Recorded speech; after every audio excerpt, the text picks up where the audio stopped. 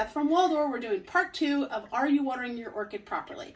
So we showed you some things here in the sink as far as soaking our Cattleya, the orchid that has the big pseudobulbs, and making sure it gets really wet. I don't know if you can see this okay, but look at the roots up here. See how nice and green they've turned?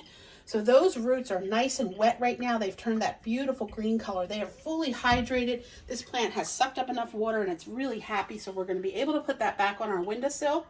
I also wanted to comment on, we showed you how to water the clay pot extra because the clay pot will absorb the water from the orchid, but this also would be a good opportunity to sit that clay pot in the dish in the sink to make sure that the pot is also fully hydrated as well as the plant.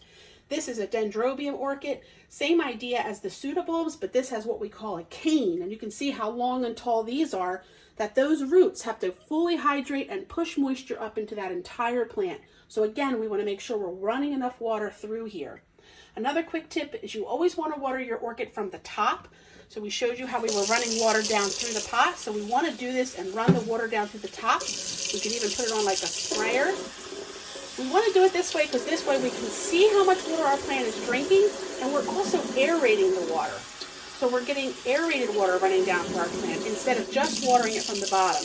Watering it from the bottom like this is more of just letting the plant soak a little bit extra to make sure it's hydrating itself.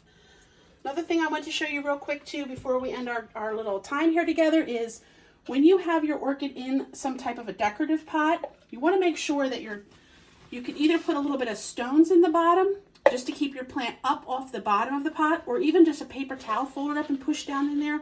Because I want to show you, when this plant we watered earlier, but look at the water, the moisture that's still all around here. So inevitably, no matter how long we let it drip in the sink, there's still going to be some moisture here. And if we're just sitting it back inside here, we're not allowing it to dry out. It's going to take longer to dry out. And when your orchid doesn't have enough time to dry out in between its waterings, the roots start to rot.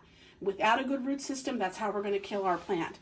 That little bit of paper towel or stones in there is going to wick the water away from the pot, away from the orchid, to help it to dry out a little bit better. So we've covered just some basics here with how to water your orchid. If you're watering it properly, just remember, soak and wet, completely dried out. Soak and wet, completely dried out. My dad had us saying, he would say, bone dry. We want to wait till it gets bone dry before we water it again. Again, these are general rules. There's lots and lots of different types of orchids, so you want to make sure if you're growing something that you're not quite sure about, that you are asking the right questions about how to go to water your orchid. Happy growing. We'll see you in the next video.